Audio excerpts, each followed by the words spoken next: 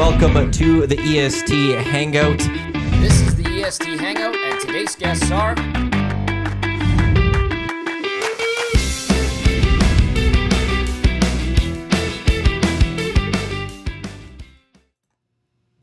It is Wednesday, February 28th. This is the EST Hangout presented by White Claw. Matt Iwanyk with you here today.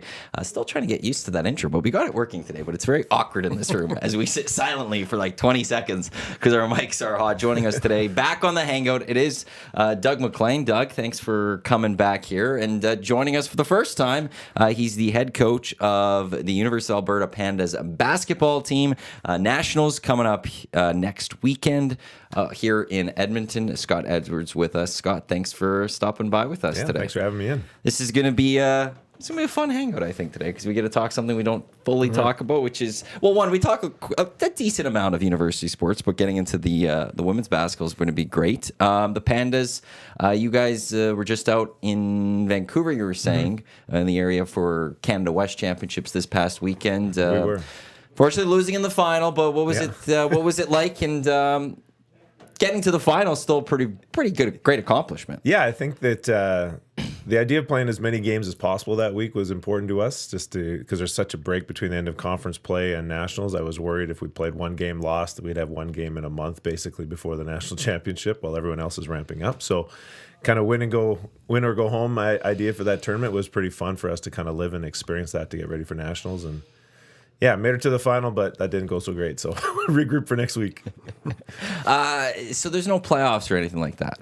No. Or like they don't do playoffs for Canada West anymore? Well, that was this year's version of our playoffs. Yeah, was this 12-team tournament. Just the tournament. And it was a unique one where teams were flying from all over Canada West into Abbotsford, but you literally played one game and could go home, or you were there for a week. So it was a very unique experience, and I don't know if we'll do it again, but it was one to try out this year. It sounds very Nationals. Yeah, like that's what to me. That's just sounding like the Nationals there, where you could go and we've seen it often, where you go, you get the one loss, and then you're headed back home, or you go that little run.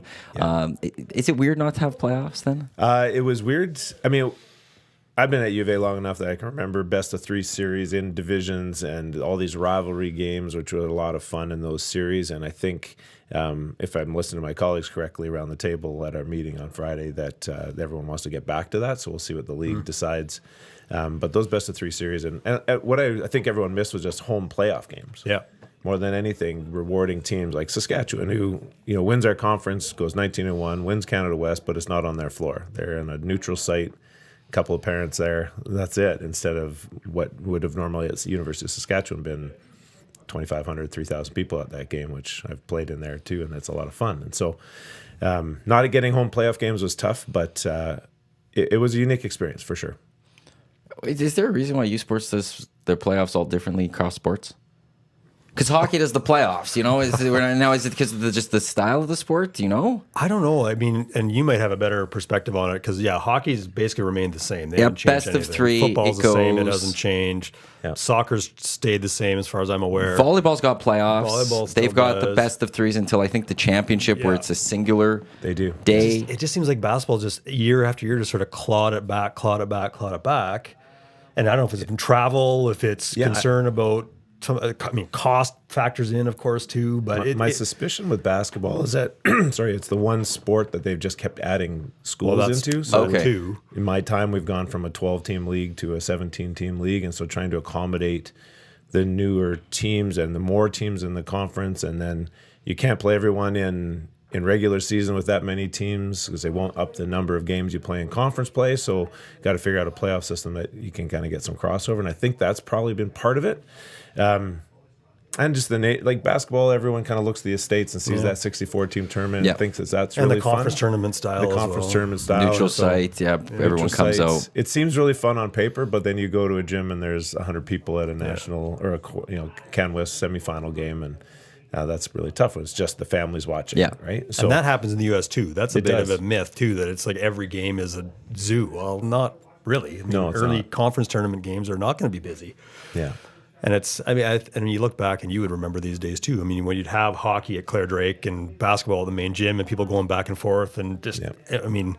I miss that. I remember as a kid, I remember and finishing a hockey game and we'd go over and see what's still going on at main gym. And it'd be a volleyball game, basketball game, and you go and you watch the fourth quarter or the last, third match or whatever of the volleyball game. It was great. And the crowds were great for both. And so you have that, I mean, but just the vibrancy around playoff time on campus was, and even at Saville, we've seen that too, where playoff games that you've hosted have, great crowds, and so it's just a great spot to go watch sports. Yeah, it's the Saville Center is amazing. Yeah, it is for anyone that's never been. It's just the way that's designed, and you pack that place. Yeah, it's a good atmosphere. Yeah. So, next Thursday night's going to be a lot of fun in that opening game for sure. Hey, are you guys when would you know who you're playing next week? Because I know not till Sunday. Yeah. Okay. Yeah. So how is that preparing when you don't know who you're preparing for?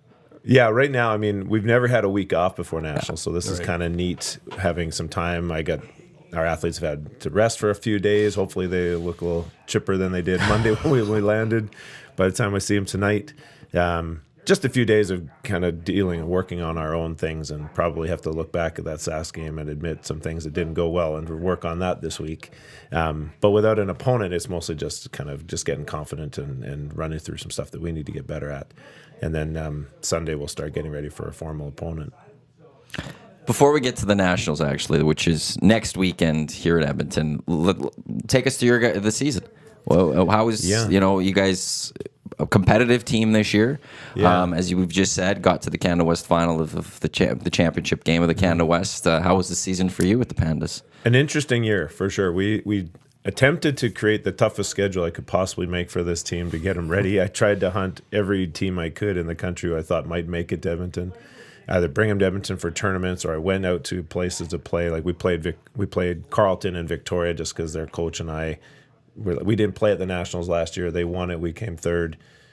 And so we never got to tell who was better. Right? So we decided we were going to meet somewhere. We tried to make it in Edmonton. She wanted to come here to be on the floor, bring her team out west, but she had made a commitment to the University of Victoria. So I'm like, well, I'll go to Vic and we'll play you there. So that was an example of it. We brought in Acadia, who'd been the AUS champion a year ago. We brought in TMU, who was national champs a couple of years ago.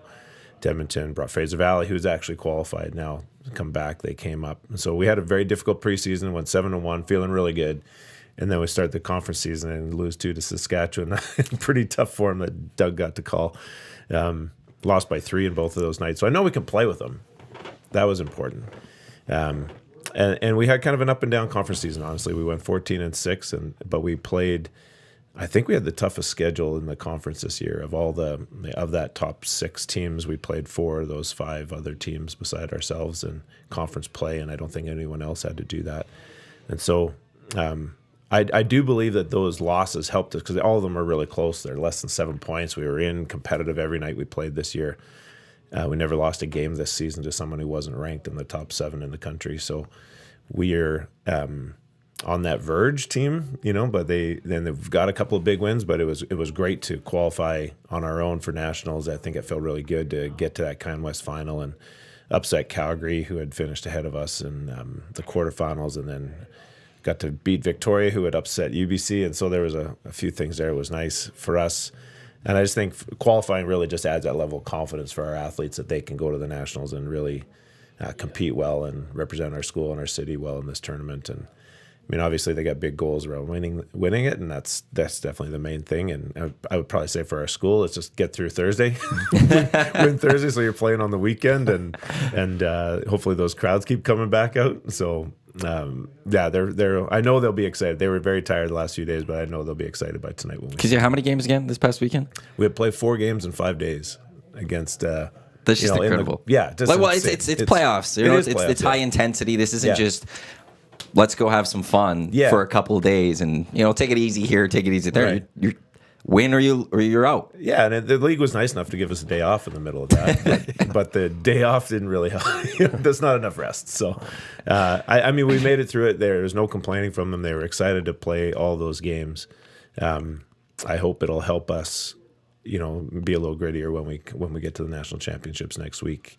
And it certainly proved their fitness for the most of that, but it's pretty tough to ask a lot in 4 games in 5 days. So Well, yeah, just a full trial test for next week. Yeah, exactly. Like if there is anything of that format, you're fully prepared. We are 100% ready. You know, 2 weeks ago you could be like, "Hey, we just did this. Yeah, we could go do this again." Exactly. Yeah. You've been calling university sports for quite some time. What is it about women's basketball that you're enjoying? Well, Because you and Mark Mougeot have done the regular season, right? Yeah. I mean, I'll speak about Scott's team first. I mean, for those who haven't had the chance to watch the Pandas play, they're a lot of fun to watch. They play up tempo, incredibly good defense. I mean, the best defensive team in the country right now.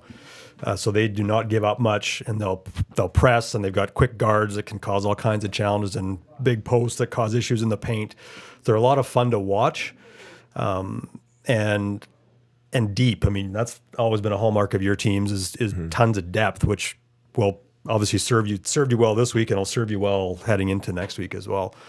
I mean, I think in terms of the women's game in general, I love the fact that you see such great athleticism, but I don't know how to say this properly. It's like the thinking side of the game, I think, really comes through on the women's side, and not that it doesn't on the men's, but I just think the ability to see just great athletes come together, but think the game so differently and so effectively, I think, is what I enjoyed the most. Like, I'm not explaining myself very well, but I love watching the women's game. I have for years. And again, watching Scott's teams every couple of weeks like I get to is a lot of fun just because of the style that they play. And so I hope that's what people, when they come out next week, they'll get to see that. And other teams across the country will be. I mean, there's lots of talent across the country, so it'll be it's going to be a great few days. Well, the women's game is like in Canada. Is it its best it's ever been? Is that just very obvious to say? Just overall, the Canadian women's basketball. I think the entirety of women's basketball in the country has definitely improved over the last 15 years that I'm 18 years now at U of A and been in it for 24.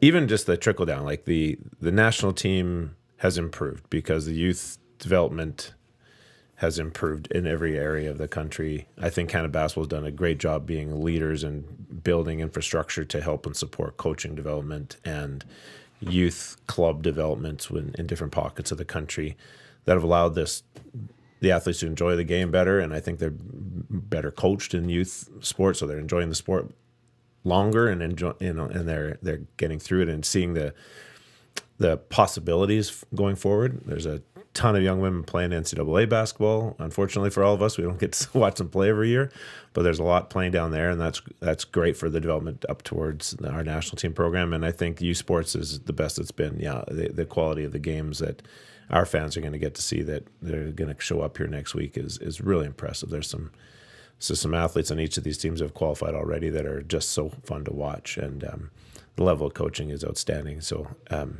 I think it's the best it's been. Yeah, for sure. Has there been any benefit of the women's national team, Canadian-wise, has been based in Edmonton for some time? Yeah. Do you get any benefit as with the Pandas from that? Is there any trickle from that, or that just happens that you guys share the same court? Mostly that we just happen to share the same court. However, there are opportunities for our athlete. Like, they're in the same weight room as our athletes. They get to go in there and lift the same and kind of compare themselves. If they're competitive enough, they'll want to know what the senior girls are lifting and see if they're doing the same or how close they are. They get to watch practice. I'm in the practices. I get to observe that. My younger staff get to observe those practices and see what that that pro level basketball really looks like. And the senior women are great in our community. So our junior Pandas are in there all the time with them, and they get to observe practice or sometimes do a couple of drills with them. And usually I have one session at least with them every summer. And so that's a trickle down to our community from them. And I just think it's increased the level of enthusiasm for the sport in our city, certainly on the women's side. That's just, I don't know if we can put a number on that or how many kids are playing right now. I'm sure Basketball Alberta would have those numbers for us. But I do think the improvement in participation is up, and energy around the sport in our community is great right now. Overall, like, just even thinking this summer with Paris Olympics, both teams are there. We get to go watch the men's and the women's, and both are going to be competitive. Mm-hmm. Like, we're not sitting there going like, maybe we could be in this. Like, we're talking about medals potentially for both of those sides. Like, what medal could they potentially go compete for? And it's been fun watching the evolution of just sport in Canada overall, because we've gone from just like this hockey nation, still very good at hockey, But now we're seeing the benefits in basketball. We're seeing, the women's national soccer team has been great for a long time, but the men's national team is now picking up. We're seeing people in tennis. We're seeing people in golf. Like it's incredible to think of a country of only 40 million people that now we're kind of doing this in so many different sports. Yeah, and it's really, I mean, you think back in the history, I mean, you mentioned Canada women's soccer. Of course, 2002 here is a bit of a catalyst to, I think, the sport of soccer taking another level or jumping to another level. And on the basketball side, I mean, certainly the consistency of the women's senior national team over the years, I mean, I think has helped bring the sport even more to the fore. The men have sort of, on the international scene, have started to catch up a little bit, and we'll see how it goes this summer in Paris. But yeah, I know it is kind of fun. You're right, because for many years it was hockey. We'd celebrate a lot because we were good at that, but everything else we just roll over everyone. Show up, But now, I mean, legitimate shots certainly in basketball on both sides to possibly come away with a medal. Who do your players look up to most? Do you know? Is it Kia Nurse, or is there other players that they're? Well, certainly when Kia was here, I mean, she's a big deal in our country. She's an amazing broadcaster, by the way. She's great. Yeah, she's great. I don't want her career to be over anytime soon. No. But when she's done, she's got the full future on TSN. Yeah. Keep that going. Yeah, absolutely she does. And she's I've known Kia since she was 14, 15 years old, and you could just see the personality then. And I think it's been interesting because a lot of my athletes, and I've talked to colleagues around the country, they don't watch a lot of basketball. No? Which is really interesting to me. So we've been trying to challenge them, watch more WNBA games, watch the NCAA games where they're on the CTSN, putting more games on every Sunday. There's 3 games they can watch while they're doing homework and leave it on in the background. Is what I do when I'm prepping for the next week. But to challenge them to follow other female athletes has been really interesting. They all have favorite NBA players they like. I'm like, well, what about the WNBA players? Because there's some amazing women there. And so Sabrina went toe-to-toe with Steph in the three-pointer just a couple weekends ago, I think our team was lucky enough last summer to go to Toronto for the WNBA exhibition game. We got invited by DoorDash to come watch that game, and they paid for everything. It was amazing. And it was a good eye-opener for our athletes and our team just to see the level of play at that pro level and actually be in the room with them and watch the level that game was played at. Meet the Canadian Bridget Carleton, who was there. She's here all the time in Edmonton, and they get to meet her because I got to coach her in juniors. So she comes to practice and says hello to me, and then they get to meet her. But, I think just seeing those role models will hopefully help in the future. And it's been interesting, though, trying to get them to watch the game outside of playing it themselves has been – I can't think about that. That just seems crazy to me. I had NBA guys that I loved when I was a kid, and they just don't seem to follow the game that same way. But I do think it has exposure, right? The WNBA is a smaller league. There's only 12 teams right now. Yep. They are expanding. Don't play at the same time. They don't play at the same time. It's not like they're playing, getting ready for a Pandas game this weekend against whoever it would be, but also I'll throw on a WNBA game. Yeah, it's in the spring, summertime, right? Where we're in our off season. So it's an interesting time of year for them to try to follow it. And, that might have something to do with it too, but we'll see how they do. Doug mentioned top team defensively in the nation. Yeah. Is that your emphasis, Coach? Do you start with defense and go other places, or I do, or does it each year change? It depends on the team for sure. I think this year, we lost an all-time great offensive player in Emma Carey a year ago to graduation, and I knew that we were going to be a bit more of a score by committee type team this season. So we really emphasized our defense capacity going in. We knew we had a couple of great perimeter defenders, and we had the defensive player of the year in Claire Signatovic. So it was pretty easy to say we'll start with defense and make sure that we're going to be pretty good for the year. And they've bought into that. So that credit to them. They've really bought into a few tweaks we put into our defense this year that I just thought I wanted to try and see how fun it is and keep myself fresh as a coach too. And that's been a lot of fun. And then it has led to some offensive capacity, but we've got some work to do on the scoring end for nationals this week. Earlier off air, you mentioned that maybe one of your players banged up, but overall, for someone who hasn't come out to see the Pandas this year, who are the players that are your top players right now that people should be you watch these players right now? Yeah, well, everyone everyone follows that National Defensive Player of the Year, Claire Signatovich. She's such a unique talent in our game. She's 6'2", with like a 6'6", 6'7" wingspan, so she's really fun to watch block shots, and she's got great timing, and she doesn't foul very much, so she can dominate a game just on the defensive end of the floor, and she's incredibly fit, so you watch her run in transition is just a wonder. Jenna Harpa, we have a fifth-year guard who's just had a great season, and her best season as a Panda. Finished as a first-team Canada West All-Star, and she's been our leader offensively for the year. So, we're hoping for big things for her. She'll be frustrated and say she didn't shoot the ball very well last weekend, but she does so much for our team all over the floor that I don't think she should beat herself up as much as I think she does. And everyone seems to love Morgan Harris, our little point guard. So I think it's because she's little. She's 5'6", and she's super fast. She's my mom's favorite player. So okay, shout out, Mom. Doesn't play small. Doesn't play small, but she's stature-wise, and she's really fun to watch. A great defensive player on her own, and super quick, speedy little point guard who just runs our team, and they're a lot of fun to watch. And like Doug said earlier, I think we're a pretty deep team, but those athletes kind of stand out to me, and kind of give us an opportunity to do great things next week at the Nationals. Nationals is next week. Saville Center, 7th through the 10th. What are who are the, like, okay, let's start with Huskies then, I guess. Yeah. What makes them so strong? You one loss this season. Why are they so dominant right now?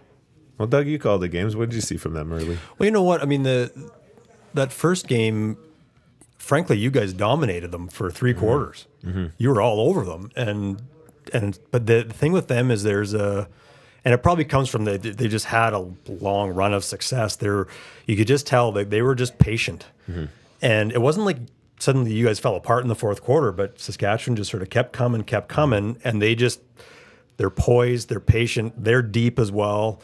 They've got skill with size. And when you can. I think that, to me, the biggest thing with them is just that there's just you can tell there's a strong sense of belief. No matter what happens to them, they can deal with it.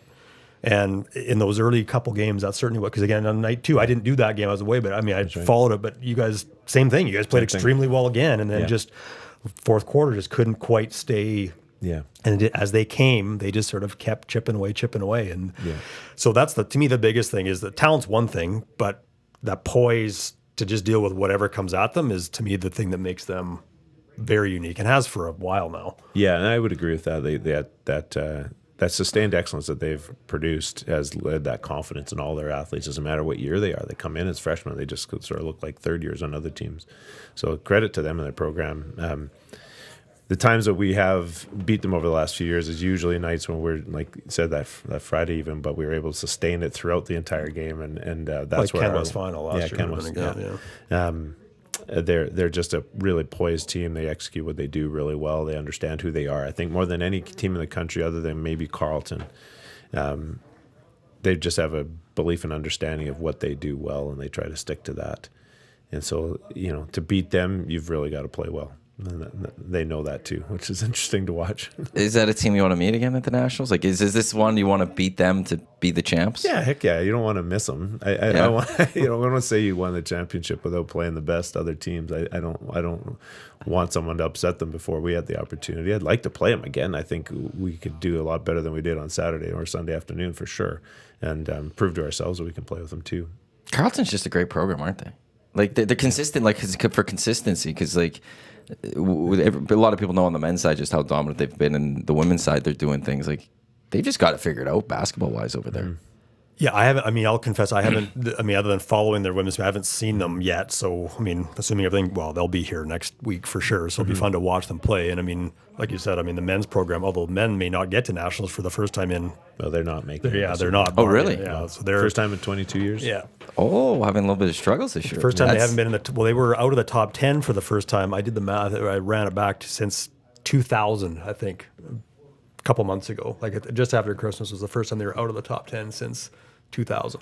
Wow. Anyway, but their women's program has sort of built off of that trajectory and has now been pretty steady and consistent as well. So I'm looking forward to seeing them, because I don't know as much about them as I obviously do the Canada West team. So yeah, they've been great for probably close to a decade now. Have just been consistent with their effort. I think, to be frank, the men's success allowed their school to see the value of the sport, and they've invested. The institution has invested in basketball and in sport in general, because even their football program, which came back in this era and has been pretty competitive in a tough Ontario conference too. So it's interesting to see how sport has kind of been viewed a bit differently at Carleton. Like their hockey teams are better now. Every other team seems to be coming along. They've invested in the right ways for their basketball programs, and then you're seeing the results of those efforts. And well-coached team. It's an older group right now too, and they're just much like the Huskies. They just know exactly who they are, and they play one way, and you better be able to beat that, because they are not going to stop, and they're pretty relentless from that. We learned a lot from playing them in the fall, our game with them, and some things to emulate in those couple programs that have just shown that excellence. And the Carleton's won 2 of the last 5 championships, and Sask won 2 of those last 5 too. And so someone's got to beat them, right?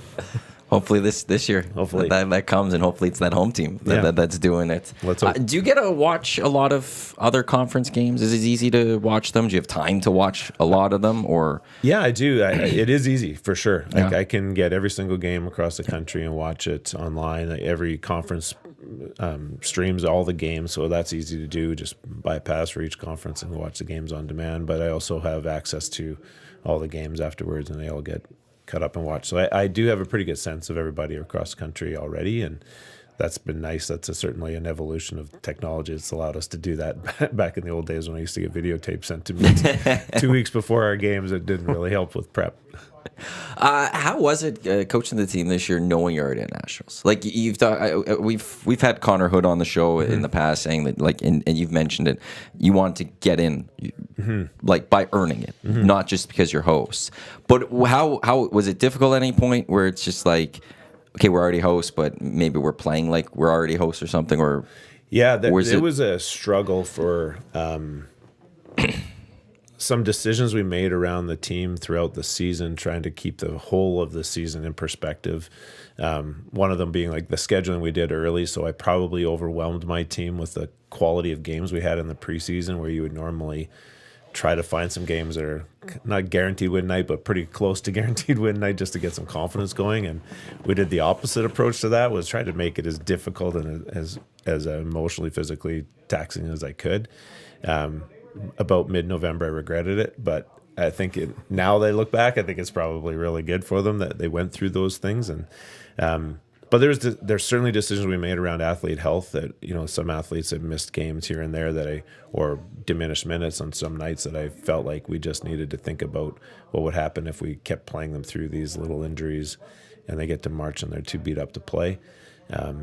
We certainly played some games differently than we may have in a different season, knowing that we were going through the championship, and some of the things that we have done just collectively as a team, the way we've talked about the season, trying to get here, and it's finally here now. But you're right, that biggest thing was we wanted to qualify ourselves and prove to the country, and mostly for ourselves, that we were belonging in this tournament. So well, there's always that challenge with being host. Like we were talking off air, there's those years where the hosts, they shouldn't be there. No. And it does change a lot of the quality. The Memorial Cup, it's, sometimes you see that team that's like, well, what are they doing there? But then there's the year where like it's earned, whether they've actually fully gotten there or just had a great season. Yeah. It does change the complexity of the whole national championship that's upcoming. Oh, and seeding as well. I mean, you guys getting through to Canada West Final changes. I mean, otherwise you go in as the 7 or the 8, and you're playing Carleton likely first game in the first game. Whereas this, and not that it's going to be an easy game no matter who you face, but you get that whatever 5-6 seed wherever you guys are going to land. That it changes the dynamic a little bit. And you said that to me right at the start of the season, that, and your players did too, that we want our way in, and that I think that mentality is just it was set pretty early. And knowing how you coach your team, I mean, set pretty early that's where we want to be, because we don't want it to be handed to us. Forget the seeding; you just don't want it to be handed to you. And I think that's you can see even just watching your team over the course of the season that I think that mentality has come through in watching the games on a week-to-week basis. Just that you're playing to get to a point, but you want to you want to earn your way there. Yeah, for sure. And they were. They really understood that throughout the season. They were great about respecting the ideas that the coaching staff and the medical staff had around how we were going to play each weekend, trying to think about the entirety of the season and getting to March versus just this one-off game in November or January that matters to the team, obviously, but not really to the season. So it was a hard season, though. Like, coaching for a national championship, knowing you're going to host it, was a very unique one. So, and you had an interesting schedule because you had, as you mentioned, you're playing basically, other than UBC, all the top teams in the conference. But then you played a good number of teams right at the bottom of the conference where, frankly, you're not being tested at all. That's Although right. I know that allowed you to do some other things and work on some things. But that sort of up and down element is tough to manage, too. It really was. So you go to, like, our first 10 games of the season, we played 7 teams that were ranked. Yeah. So it was difficult. And bit of a gauntlet there. Bit of a gauntlet, and then we got through it okay, but then we're into that run of teams where we pretty much know you're going to beat them, and so how do we manage those? And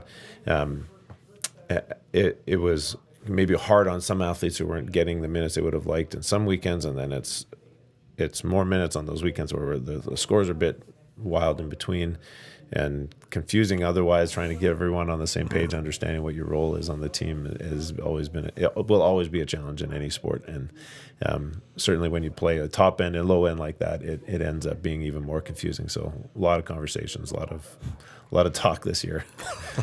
We're with Scott Edwards. He's the Pandas basketball head coach. Doug McLean, broadcaster. Matt Iwanyk with you here on the EST Angle, which is presented by White Claw. The difference is clear. We're live on iHeartRadio, TuneIn, YouTube, EdmontonSportsTalk.com. Your thoughts always welcome. 780-218-9999, Parish Jewelers inbox, or in the nasty chat on YouTube. Anyone looking to go to Women's Nationals now Thursday? It sounds like people aren't going to get in on I hope Thursday. Not. I hope it's sold out by then. It seems like there's not a lot of tickets available left for Thursday opening. 7th through the 10th, Saville Center. The Pandas are hosting. You can get tickets, Bears and Pandas.ca for more information on that as our Pandas team looks to hoist the national championship on home court. Have you ever called other national championships in U Sport?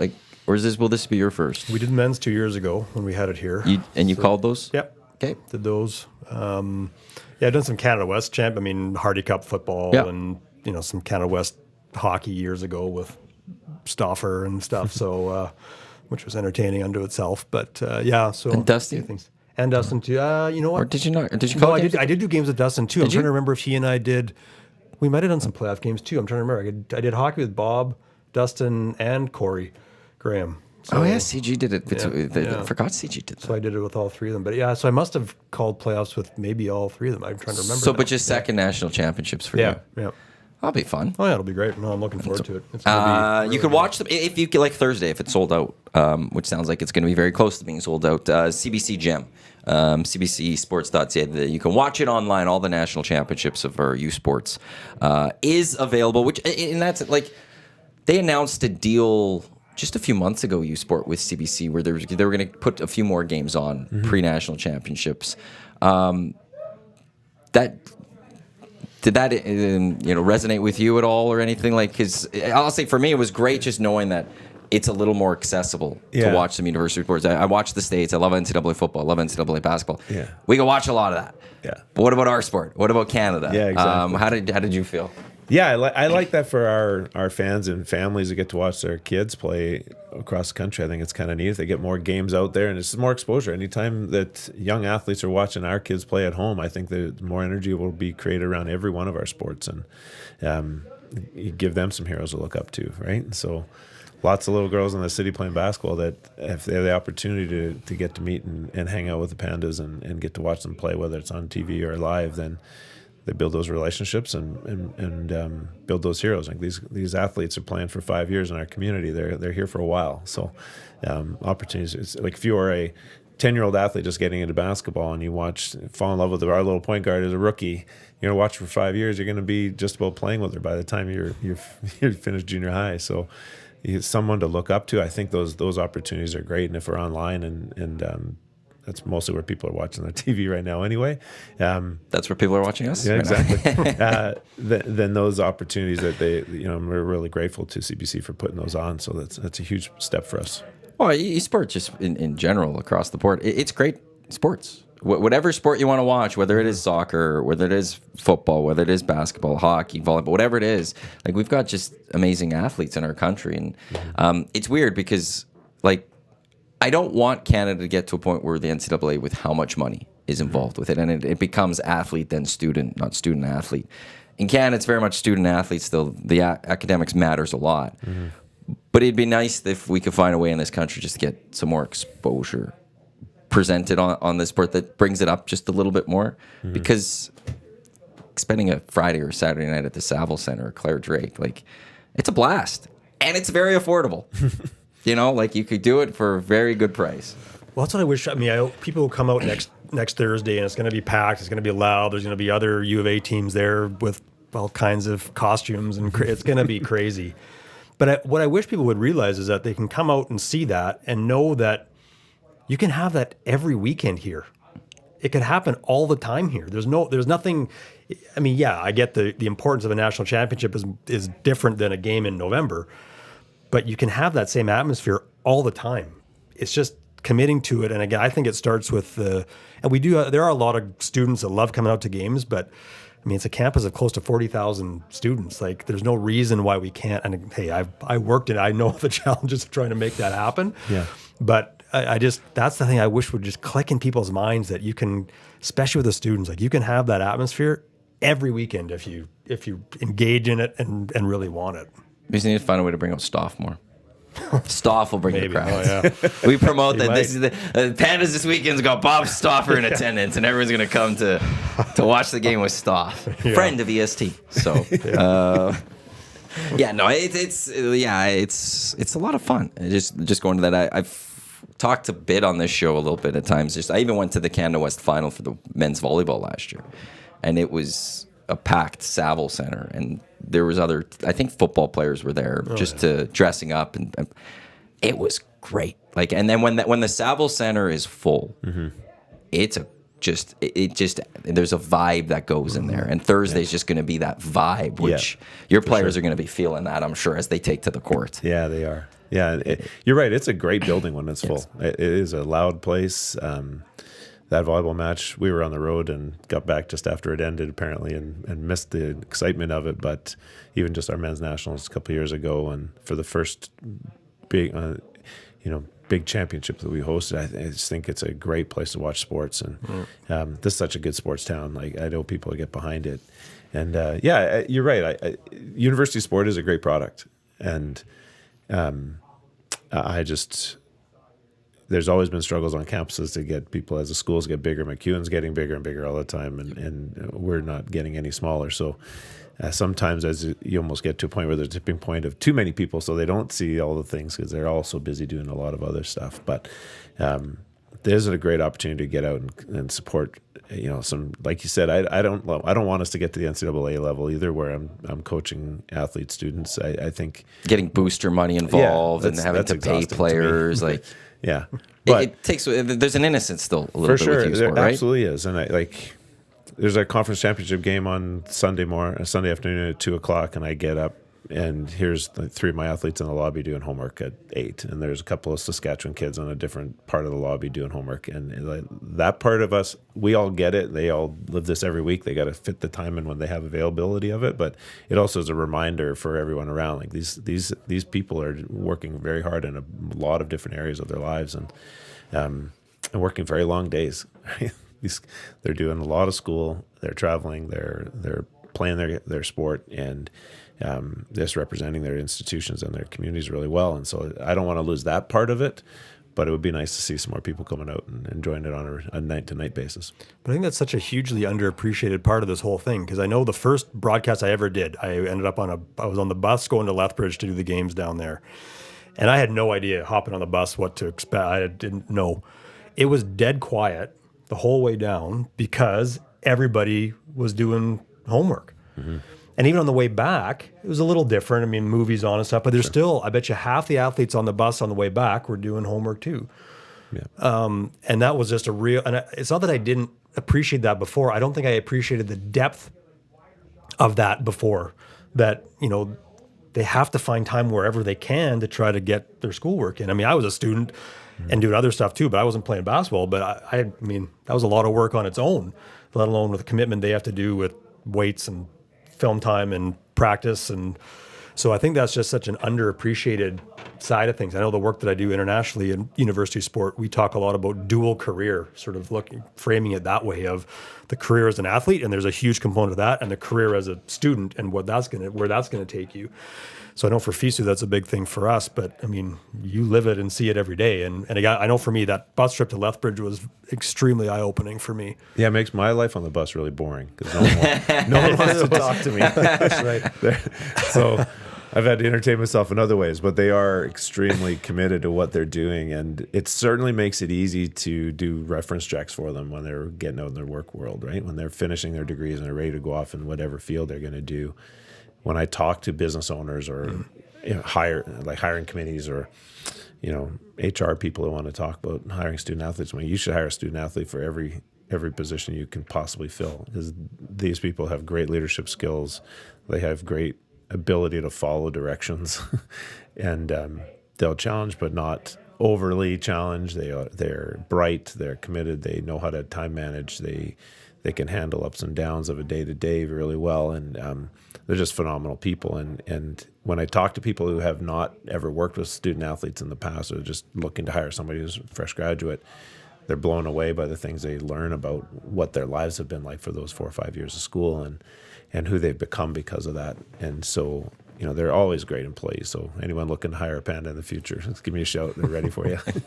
So one thing I also love about the U of A is that they still have a standard for academics that they want from their athletes. Yeah. That can't be said always for all schools in this country, but U of A is one. No, you're here. Academics matters. You can't just come in to play sport and not, you've also got to be a student that is going to be excelling. Yeah, there's a lot of fantastic players around this country that I had to not look at. And then that was, I think, a challenge for Chris Morris with the football team. Yeah. Was that just to build that team couldn't, to find the right players. Well, you got to find the right players that also academically are wanting to do that part. And he has that. Well, he's a former teacher prior to the football, right?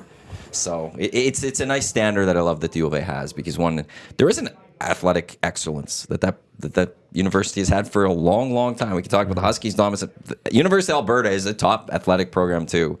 Absolutely. What was it? Just a few years ago, the streak ended of at least one national championship. Oh, it's not over. Is it not over? I thought there was a few years ago. It finally. No, we got that. I know what year you're talking about, but we won the tennis championship right at the end of summer. Oh, so really? Slide that in. So no way. Yeah, we were pretty proud of them for getting that one and keep the streak going. I think we're over 30 years now. Is it over 30? Yeah, because curling won this year. Yeah. So that the very knocks least it off. We keep going. Yeah. We're good. Does that feel good when one gets that done? Totally. And you're like, yes. You don't want to. Pressure's off now. I always felt bad for Russ and the tennis crew because they got to go to the championship in August. Going, look, man, if we don't get this done, we're done that one year. I specifically remember that line. Maybe that's why, because it's in August or whatever.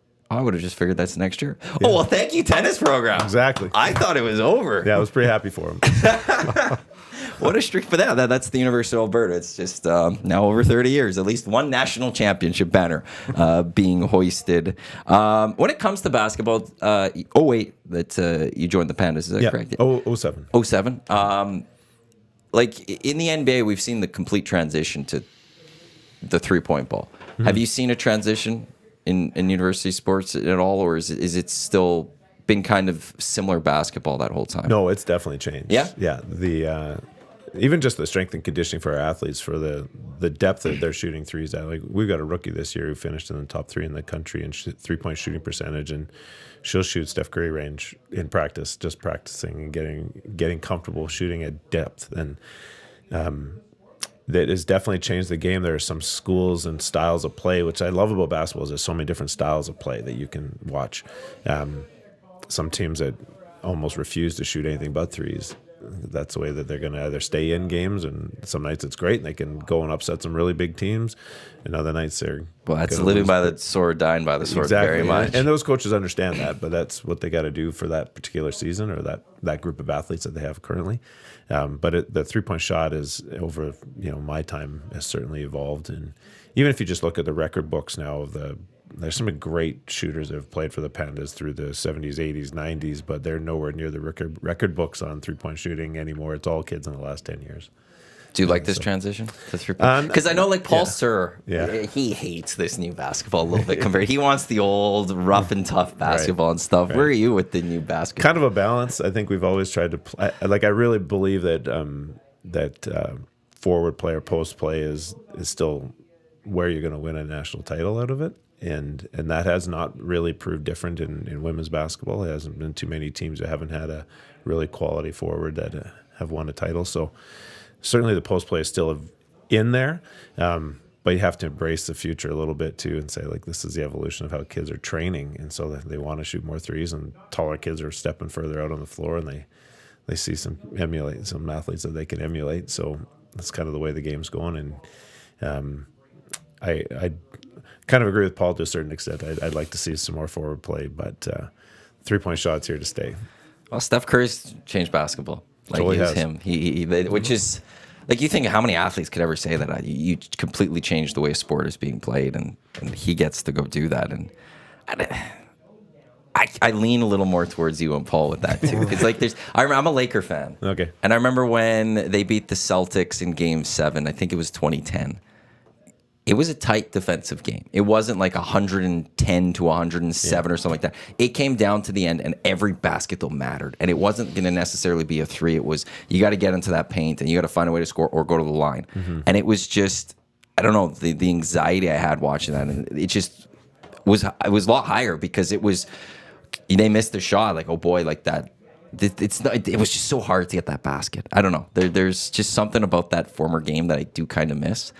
But then also when Steph Curry's just putting those shots up there, you're kind of like, this is awesome.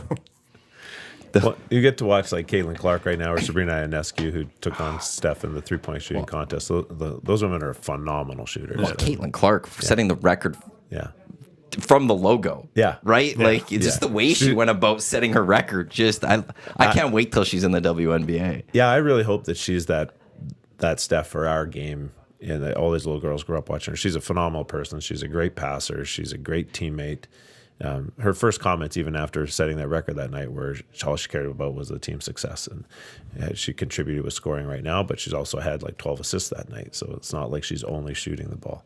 And that's how Steph played too. He's an unselfish player. He takes shots, but he's a very unselfish player. And so I'm really hoping that she has a great long career that we get to watch for a long time. And I know with the more of the media emphasis on women's sport now, it'll be helpful for the WNBA, and maybe they get some more teams and recognize how many women are not being able to play in that league that could be.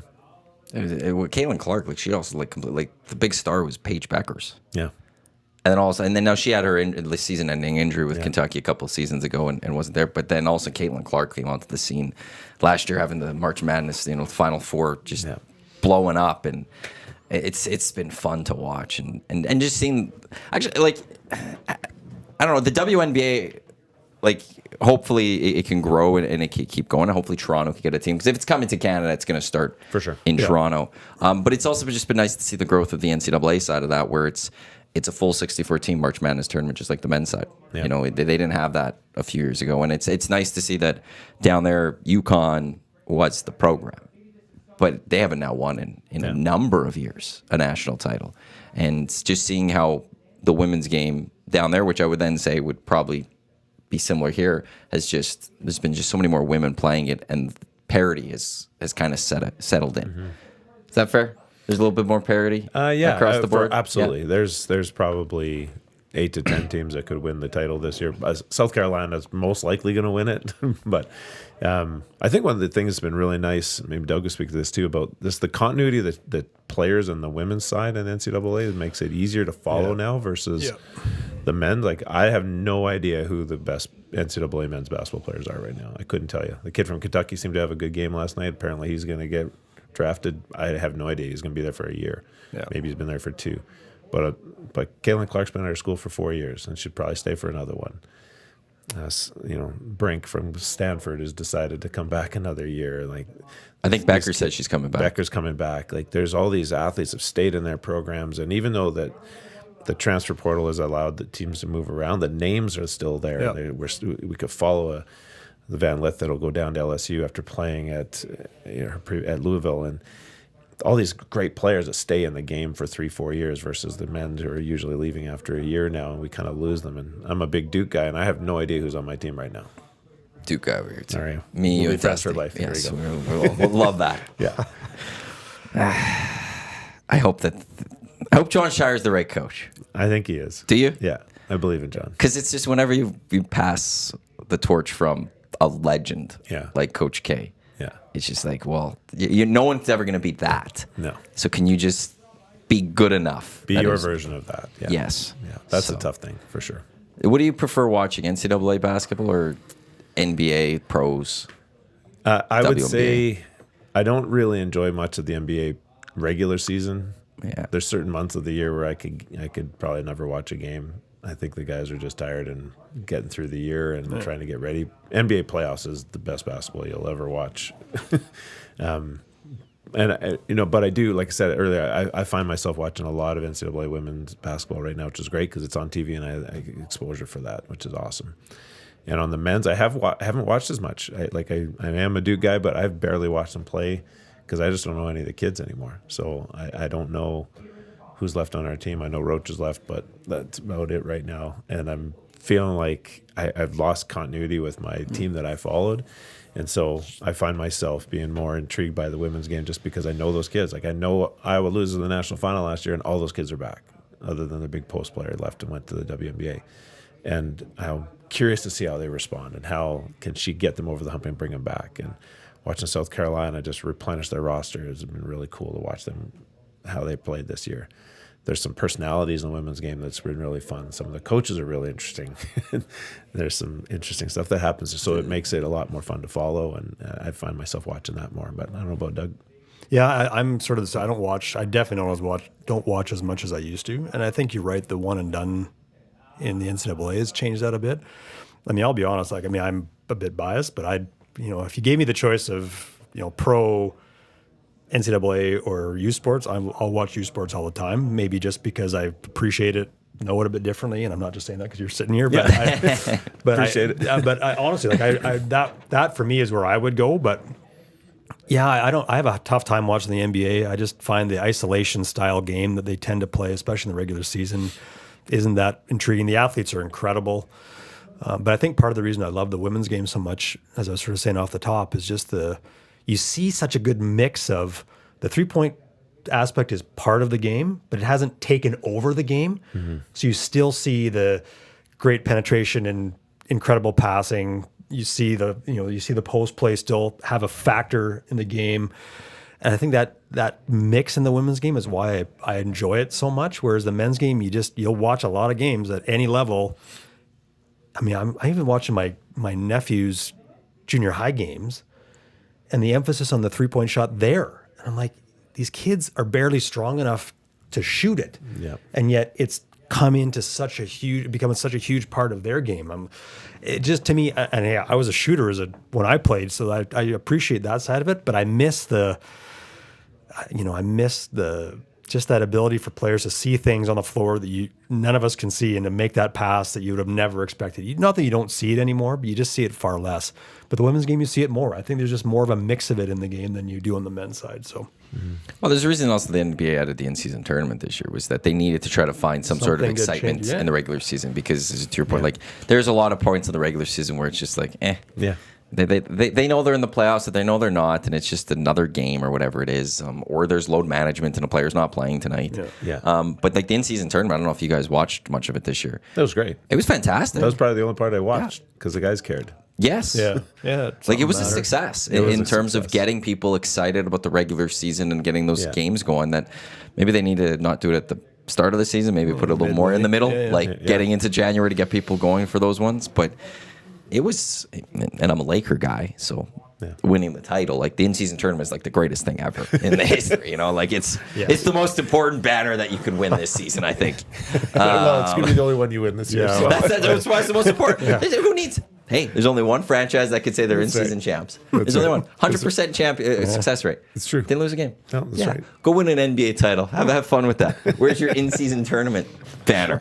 Whoever it is. Although I never will fully count the Lakers out as long as LeBron and AD are healthy. I will say that. Like, it's going to be tough. Yeah. But like the Nuggets are just so good. Jokic is amazing. And it's nice to see the Canadian, Jamal Murray, like Oh yeah. go and wins the title last year. I don't know. It's one of the things I didn't like about the Knicks trade with the Raptors is that the Knicks are going to have a good team. But I want RJ Barrett to be on the good team, right? Like I want the Canadian going into the playoffs, and I know the trades worked out for both sides, but it's like I want Canada to do well, and that's one way I love watching the NBA is just seeing what the Canadians are doing. Well, I mean, again, I watch very little NBA. I happened to flip on the game the other night with the Pacers and the Raptors, and it's like half the guys on the floor are Canadians. I mean, Mathurin and or Kelly Olynyk, and you've got obviously RJ Barrett and Nemard's playing. So there's a whole bunch of them. So it's.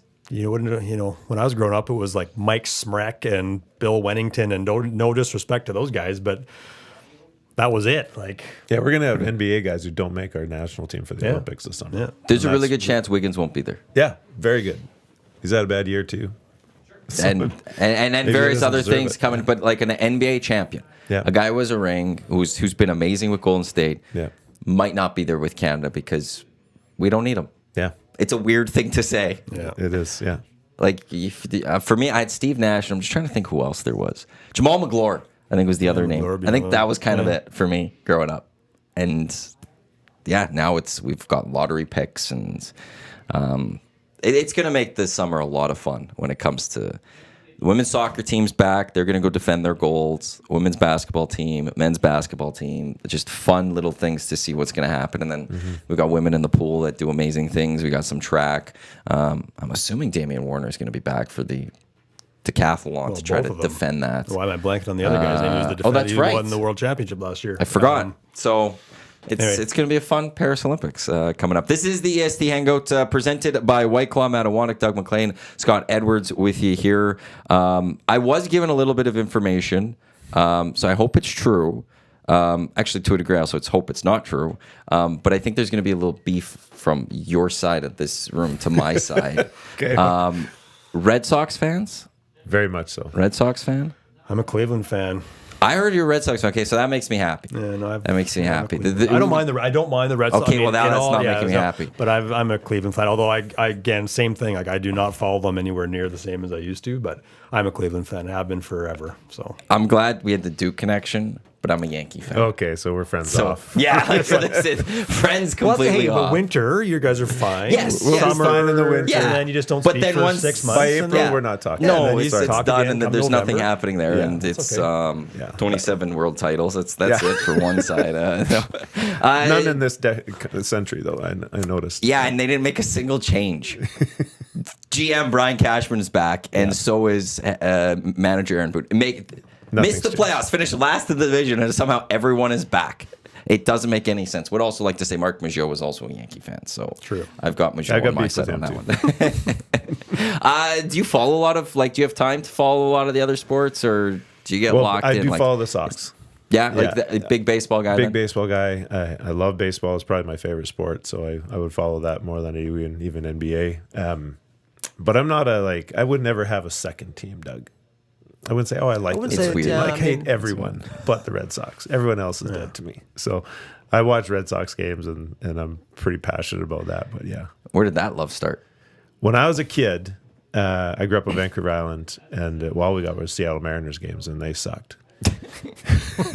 And I love baseball. But baseball is my family's sport. Everyone in my family played baseball. Or all the girls in my family played fastball, and so that was what we did all the time. And then I can distinctly remember one night having to watch Mariners games, and it was Roger Clemens' rookie year with the Red Sox, and he struck out 20 Mariners one night, and I was 12, 13 years old, and I just fell in love with him and fell in love with the Red Sox that night, and that happened to be the year they go to the World Series in '86. And so we all know what happened then, but and for whatever reason, I don't know what my mom was doing. I don't know what was going on in her family at the time, but she bought me a Red Sox jersey weeks after me falling in love with the Sox, and so I was sold. And so now is just what you do when you're a kid, right? And yep. They were my team for life, and then I've met some kindred spirits along the way, and Red Sox fans, and become good friends, and try to get there as much as possible. Oh yeah, you've been a few times then? I went, I think, 12 straight years. That another coach, geez. a couple coaches in the country that we realized they were all, coaching women's basketball, Red Sox fans. There was another category. We'd all lost a national final. So we were in like this unique, small little club. And so then we started going to Boston every year to get together and kind of tag on a coaching clinic if we could, but mostly to go watch baseball. So. I would love to get to Fenway. Yeah, What's it like getting there? Like, it's great. Yeah, you've been there too? I was there the first game after 9/11. Oh, wow. Against Tampa Bay. So, yeah, it was, but it's... Yeah, it's a very unique place. Very unique place to watch baseball. Yeah. I was there after the bombing in Boston. That was there that week for one of our trips. But people are passionate. Doesn't matter where you sit in that stands. I was there A-Rod's last game actually. That was fantastic because he wasn't in the lineup for that night. Good. And I have issues with A-Rod. Yeah. But the crowd started chanting for him until the manager put him in as a pinch hitter, and then he popped up, and then they just went nuts, booing him off the field. And that's the kind of thing I love about Boston. Like that rivalry with New York is a lot of fun because everyone gets what you're doing, and it's actually now it's healthy. I'm not sure it's always been healthy, but I actually think it's pretty fun. There's something special when the Yankees and the Red Sox meet. Oh yeah, like it matters still Absolutely. To this day. Yeah. Doesn't matter what part of the year. It matters every night. Every single time those two teams meet, it matters. There's that respect, hatred against both sides. It's used to go forever. The games would be 4 hours long or whatever. It didn't matter. 9-inning game would just take forever. But still, it was special. And the Yankees, we haven't won since 2009. So it's been... speaking to mostly Blue Jays fans, they can't believe this comment, but it's been too long. Like it's been too long. It's an eternity for us. It makes no sense. But we got Juan Soto, so hopefully that helps. But pitching is the problem. I think they got Marcus Stroman too, so we'll see how that goes. With the okay. I think he signed with the Yankees later in this offseason. Okay. So because they were trying to get Yamamoto, but he went to the Dodgers with Shohei Ohtani, which I'm so intrigued by the Dodgers this year because you have to win a World Series. Yeah, you have to. Basically, you've built this team, you spent all this money. You can't walk away being like, well, we got to the playoffs. Yeah. Yeah, no, they're going to have to go do something. And you don't have Shohei Ohtani pitching though for you this year, but it doesn't matter. You have all these other players. Like it's ridiculous what the Dodgers have done out there. And I just also can't wait till Ohtani's back to pitching though. Like, what amazing. an athlete to watch. Yeah. I mean, it is too bad he won't pitch. Well, assuming he doesn't pitch at all this year, it's too bad. But because it was Tommy Johns. I think it was Tommy Johns. Yeah, so likely it's at least if he's available, it'd be like to pitch. It'd be late in the season, but and minimally probably.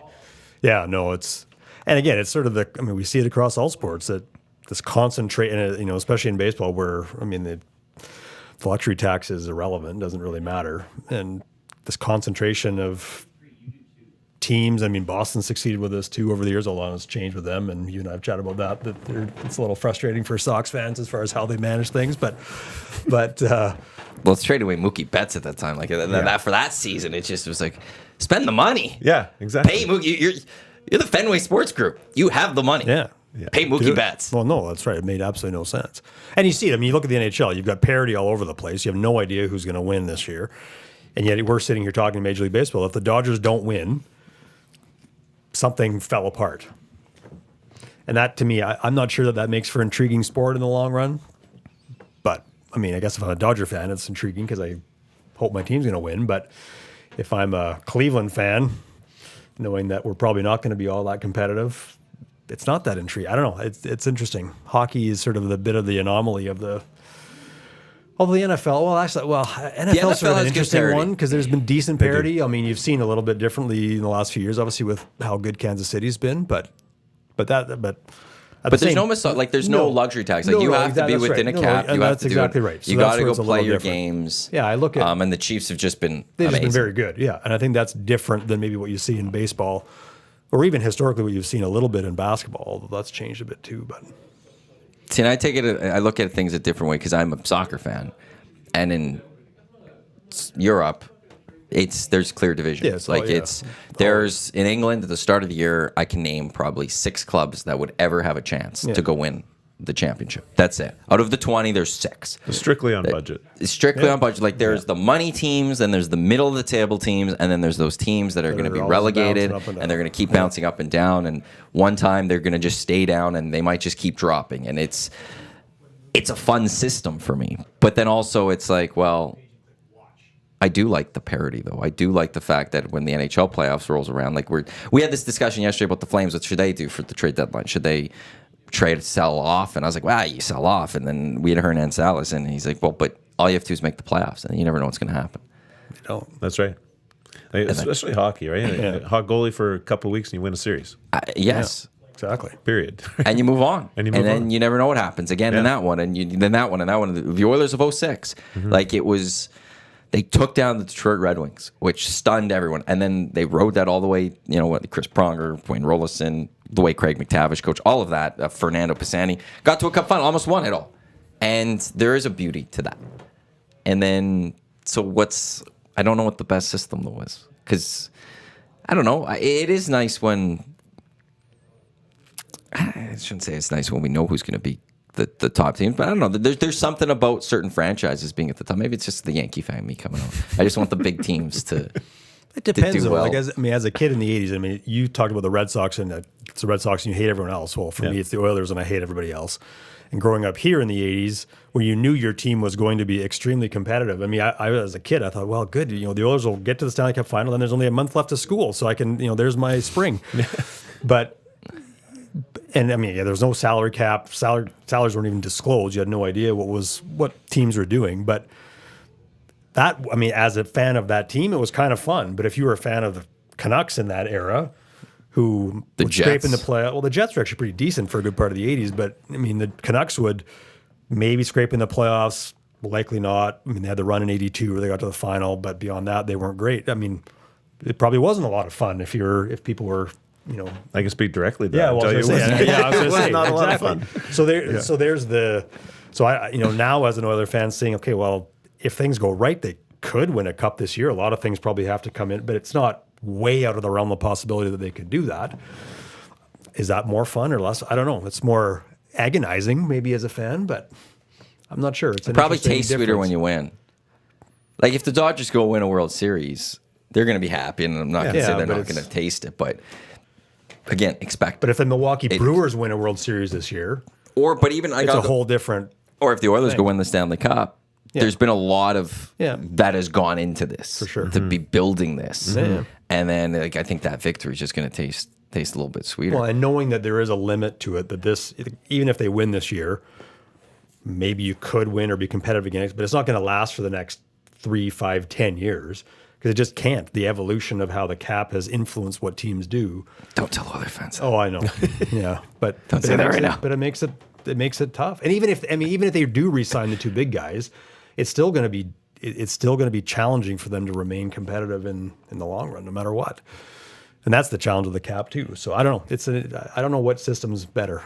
Maybe there isn't a right answer. There probably isn't. But the one thing I do love is. More for Europe than here in North America. The promotion relegation kind of that system, I do love that. I love the fact that there's no reward in Europe. You do bad, you get punished. Right. You are going down a division, a league, and you have to deal with that, and you got to earn your way up. Whereas here in North America, here's a first-round pick. Have the best prospect available. Here you go. Have it. Yeah. And that I don't know. I do like. You want to get to the top, earn it in a sense, and maybe that is just money, but I don't know. The Dodgers will be fun to watch this year, but I think Arizona beating them in playoffs last year makes it exciting in that community. We all get to cheer against the Dodgers. You got to hate somebody now in every sport. That's kind of fun too. They've got to live up to all of this.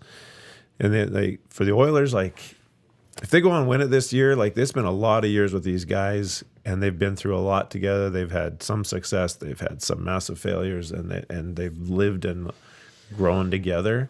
It'll be, like you said, if they do it for the community, everyone will go nuts because they know what they've been through. We've watched these guys grow up together, right? And it's kind of exciting. And I'm just happy for Oilers fans that the ones that stuck through the early part of the year and didn't rip on them you get rewarded for it would be nice to see. I don't know how many didn't rip on them at the start of the year. I will say that. Though.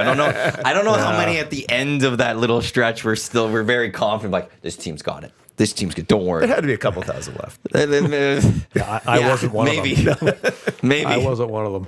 I don't think anyone here was thinking that. I thought it was. Oh, I'd seen that movie before. Yeah, that's the and thing. It didn't end well. No, so. it never. When the coaching change and all that, like, it was. It's been a wild season. Are you a hockey fan? Like, or not really? No. Yeah. Yeah. Is that just because you grew up in the Vancouver area? Yeah, Canucks? because my team sucked. So didn't really get it. You never had that moment. You had to have the moment, right? You got to have the one championship. You got to have that one thing. Like getting there at 82 is fine, but there was no way that. Well, and they knew they weren't beating the Islanders. No, there was no. I mean, good run, but yeah. Yeah, it's tough for Vancouver. I do feel bad a little bit. I know most people won't, but you've been there a few, like 94 against the Rangers, there against the Bruins, and it just can't get over that finish line. And then, but one day that's going to come, and maybe it is this year. Come this year. I don't. Here's the thing I have about the Canucks this year, though, is they're not playoff tested yet. I think and if there's a year to knock them off, like if this is like that first round, I think they are very vulnerable. Yeah. Whereas if they take on a team that has been in the playoffs, they can knock them off. I'd agree. Yeah, I agree with that for sure because they aren't really overly battle tested, and there's especially if they hang on to and finish first in the Pacific, and if they get a top seed in the West, I mean, then everyone's gunning for them. I mean, they might have who knows. I mean, there's no easy matchup. That's the thing. You finish first. I mean, there's no easy matchup, and so if you get I don't know who they could end up with necessarily out of that wild card spot, but you get let's say St. Louis, if they finish in that wild card spot, I mean that's a cup winner that's got players that won a cup a few years ago. That's and all the pressure in the world will be on the Canucks, and I know that market well enough with family out there that, and you know it better than me, that there will be a ton of pressure on that group. So, but they're a good team. I mean, they're deep. They've got great goaltending. So that can go a long ways. If they can get through that first round, then I think it could be a long run for them. But that could be a rough go. Those first couple games are so that first important. game at home will be right? huge. Yeah. I mean, there's going to be so much pressure on them that opening night at Rogers. It's not going to be easy. But again, they're a good team. So, and they got a coach that's been there. That's the one thing. But he's only one. You know this as a coach. You're only one person. You're one voice. You're not stepping out on the ice or on the floor to make that happen. So it doesn't, right? So it's we'll see. But hey, they're a good team. I credit them. They've had an unbelievable season. Everyone thought, when are they going to fall off? When are they going to fall off? When are they going to fall off? And they haven't. They just haven't. They're still right at that top. But yeah, they dropped 4-1 in that first game. Now there's, like that could creep in. But if they get through that, through that first series, then you have a Demko as your goalie. Yeah, then look out. It's a team that could be pretty dangerous. But no, I feel like for the Oilers, that's almost the team you want to face in the first round. I know the Canucks beat them 3 times this year, but if I'm the Oilers, I think I would want to play them the first round because I think they're beatable, which is kind of crazy to say, considering the regular season. These two cities might melt down if that matchup happened. I mean, they've only met twice in the playoffs in history, so... Has that happened only twice? Smythe final in 92 where the Canucks were favorites. They had home ice advantage and the Oilers won. I mean, the Oilers weren't even that great that year, but they had that line of Danfus, Murphy, and Bernie Nichols that had a huge run in the early part of the playoffs, and they played in 86. Canucks got in, still best of 3s or best of 5s in the opening round, and the Oilers won fairly handily. And then, of course, we know what happened in round 2 in 86, but at least I do. I don't want to talk about it, but yeah, so no, it's crazy. For all those years being in the Smythe division, they only played each other in the playoffs twice ever. I didn't even know. Look at you. Full historian. That's a Bob Stauffer memory you got right there. I don't add much necessarily in terms of stuff that I can remember because I don't watch as much stuff as now as I did as a kid, but yeah, the stuff from then seems to stick or did stick. Although there's probably more important things I could remember than that, to be honest with you. It might be more helpful to me in my day-to-day life, but... Hey, today you got to pull those out. Hey. When are we ever going to be able to pull that out? You've been living your whole life for this moment right now. Yeah, right, So yeah. you remember those stats. 86 Smythe. Oh, no, talk to my family and friends. They've been living with it for way too long. Yeah, but now you got to go tell them. Things. It came in handy today. Yeah. I was on the Hangout, and I pulled it up. No one else knew, but I did. Yeah.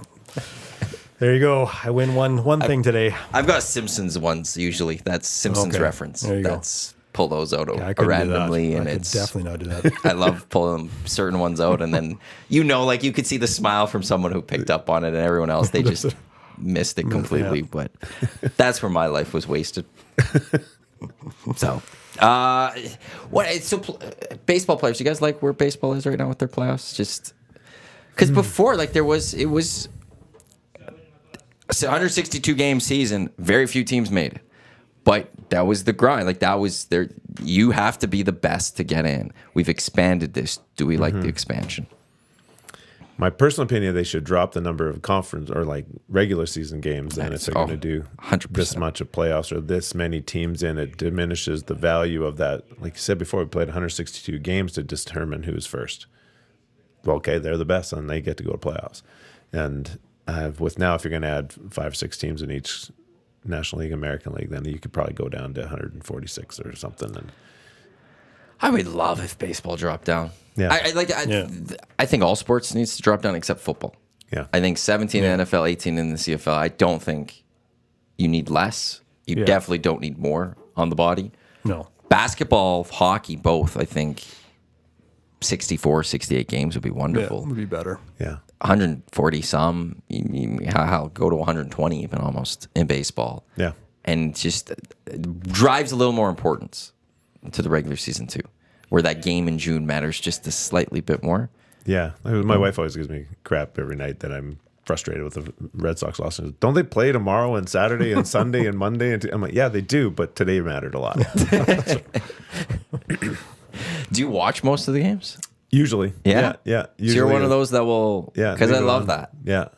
We have one buddy, Lucas, who with the Jays, he's watching almost every game all regular season. You're into that much. Typically, I'm watching it. Yeah, I do.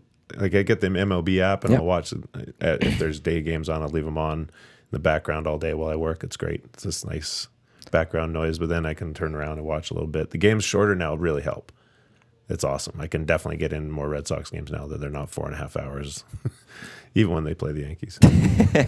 There is something about the day game that is just throwing that on, having that in the background, just having the noises just there. It's spring and summer. There's nothing better. Exactly.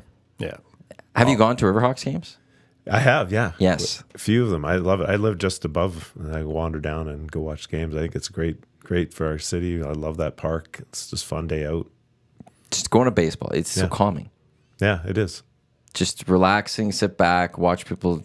Like it's. I do miss the Trappers, but the Riverhawks have done just such a great job with that. Yeah, they're doing a good job promoting it, and the quality of baseball has improved over the last few years of it too. I think the guys are better here. Yeah, that's my sense.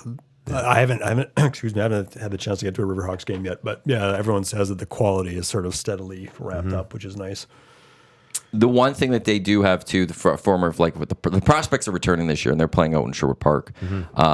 That league has a requirement of Canadians, I think, and the league the Riverhawks are in does not. Okay. They do play some Canadians. Yeah, but you're getting better college kids. But you don't have to go like the import, the ratio rule like they have in the Canadian Football League type thing. So that has led to it a little bit more. And like some of those players can hit balls out of the park. Oh, yeah. Like that is not a hitter-friendly park, Remax Field. No, it's not. And a couple of those guys can hit the ball out of the park, which is actually just really cool to see when it does happen. Because you're like, that is really impressive that you've knocked it out of this park. Yeah. But no one still will hit it over our mini Fenway Green Monster. No. There's urban legends of a few people doing it. I can't remember who one is. There are some people that say Matt Stairs did it. Okay. So I think that Dusty had him on the show once many years ago and asked him about it. And he's like, well, I don't remember, but if they say so, yeah, I did it. That's awesome. Which is the way to do it. Do you think the Red Sox are going to... What do you think they'll do this year? I think they're going to come last and just frustrate me. Yeah, I think they suck. But I'm a diehard, so I will cheer for them every single day, and I will hope for the best. I just see that, like I said earlier, the Fenway Sports Group more interested in other things right now, not investing at the level that community and team deserves. Isn't that surprising though? Because like John Henry, this was his child. Like he wanted the Red Sox. He brought back the titles. Wait till your guy LeBron retires and watch them buy the new Las Vegas NBA team that's coming in a couple years, and it's going to be Fenway Sports Group that buys it because they're all partners off. And they own the Penguins. Yeah, and they own the Penguins. And Liverpool. Yeah. But like, I just like, why wouldn't they care about the Red Sox still? I don't know. They've stopped caring, clearly, because we've just stopped spending money. And they're just hoping these young guys are going to come through, and they may, but you can't compete with the Dodgers and the Yankees and that division is just impossible. Yeah, the Rays have just been consistently good. Right, exactly. The Orioles are now a top team. they're great. Yeah. And The Jays have been a pretty good team. I know people say like a very disappointing offseason for them. It looked like Shohei Ohtani was going to be a Toronto Blue Jay, and then all of a sudden it was Robert Herjavec coming off that plane, and everything changed for the Toronto Blue Jays. Did people really believe he was coming? I never thought he was, but I believed he was coming because it was a day here. I thought he was coming because John Morosi said it. Okay. And he was one, and then it's like, there's an NBA or a MLB insider. Like, yeah, I think Ohtani is coming here. And then hearing that the sushi restaurant was completely booked up. And there's just so much that. But then later that day, I started realizing, like, Ken Rosenthal hasn't said anything. Yeah. Buster Olney hasn't said anything. I said, why haven't they said anything? Right. And it hit me much later that all of a sudden, hold on a second, something doesn't actually feel right. But for a large period, like, yeah, I did feel like he was coming here. And not going to lie, I wasn't excited about it. I wasn't either, but I knew it just didn't feel like it just didn't make any sense. It made no sense at all to me for him to. I mean, unless he really thought that he was going to be the catalyst to put them over the top. But I just think financially, and I know my sense of Ohtani is that it's not. I mean, look, he's making $1 zillion, but my sense of him is that he was looking at other things too. But I don't know. Could he see value in the Canadian market? And was that the reason that, hey, I can be, instead of being big guy in a big city, but with other LeBrons and people in the market, that I can go to Canada and kind of own the whole, I don't know. It didn't quite add up to me either, the whole thing. But anyway, it didn't matter, I guess, anyway, since. Well, the question I was hoping when I thought it was going to happen was like, I just wanted to know why. Right. Like, why Toronto? Like, we've never seen that. We've never seen that, really player ditch LA or one of the big markets to go to Canada of all places. And Toronto's a big market. It is a world-class city. It's amazing. Right. But it's still just like, to me, it was, where do you see the value in this? Like, do you think that the Jays are a team that you're going to put over the top and this is where you're going to win? Like, is it because you don't want to go to the Dodgers because you were an Angel? Yeah. Mm-hmm. Like, I was really intrigued by that. And that was also kind of creeping there. But as you say, now we don't have to know, but I just want to know the story of Robert Herjavec. Like, I want to know how much did he know?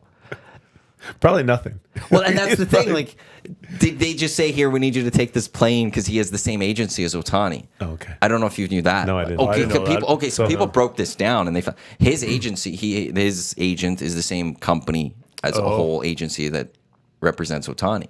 Okay. So it's kind of like they're like, that doesn't seem coincidental. But did somebody just be like, okay, Herjavec's flying back to Toronto today, we'll leak this to get the Dodgers to come up? Or did they actually go to him like, hey, we need you to fly to Toronto because we're trying to get Ohtani to the Dodgers? Or did they just not tell him? Like, I want to know, what did Robert Herjavec know? So the ESPN 30 for 30 in 5 years. Yeah, it's going to be great. Well, because didn't he have, as soon as he got off the plane, wasn't there a post that they put out with him in a Blue Jays uniform? Herjavec, and he's, oh, sorry guys, it's just me, or something. That was something like that. Yeah, he had a little playful jab. And that was pretty shortly after he arrived in Toronto. So, I mean, I know those things can happen pretty quickly. I get you can Photoshop stuff pretty fast, but yeah, it didn't. And he's Canadian though. How do you do that to Canada?